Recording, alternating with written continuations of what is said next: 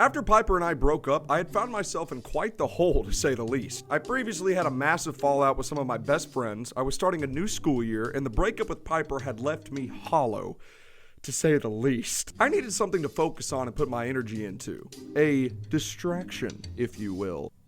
And then came Group. Yes, the name of our new friend group was simply called Group. It initially housed the same people we had hung out with on our acapella night. Jake, Connor, Ero, Becky, Lucy, and NG. However, it didn't take long for us to add other friends, such as Max, Drew, Michael, Christian, Caroline, and Piper.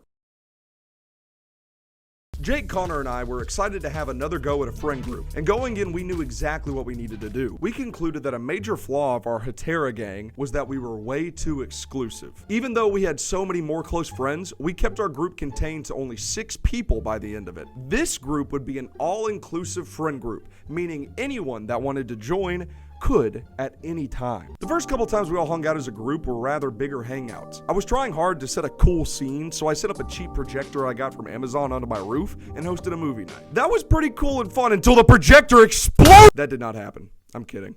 I like to keep you all on your toes. It was a pretty coal and fun night, and shortly after I followed this movie night up with another movie night, but this time in my cramped, small room. That was less cool, but still pretty fun. After we started to meet up at Bo Bangles to study, going to Bonic to hang out, and occasionally playing some BYF.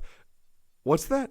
You want to know what BYF is? BYF was a backyard football league that my friends and I had started years ago. It was literally a multi-year annual tradition that we had upheld for years. I'll definitely make a video about this later. Usually it was the men and women of the THG that were the participants in the league, but given the circumstances, I thought I would ask members of group to participate, in which many of them were down. The first game we played was number 8 Drew versus number 2 Michael, in which Drew won on a last-second pick 6. Another game was when number 5 Christian had to get extremely lucky to beat number 11 Ero. My favorite was when Jake played Max, and Michael and I served as their teammates. Jake and I had an unstoppable offense, but so did Michael and Max. Finally, Jake and I took the victory after an interception in overtime and won 62-56. Another fun thing about group was the subgroups that would form. One day after that BYF game between Jake and Max, some of us had gone to Ero's house to hang out. It was a warm, early fall night, so Max, Ero, Caroline, and I got into a hot tub while eating some black box pizza. We were laughing so hard and having such a good time that we decided to make a new mini group right then and there. So,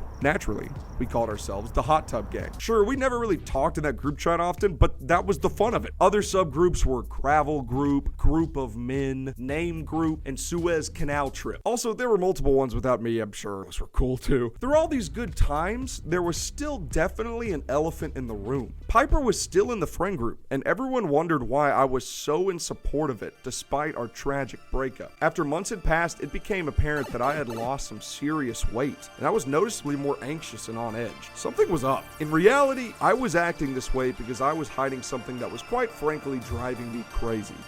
After all these months, I had secretly gotten back together with Piper.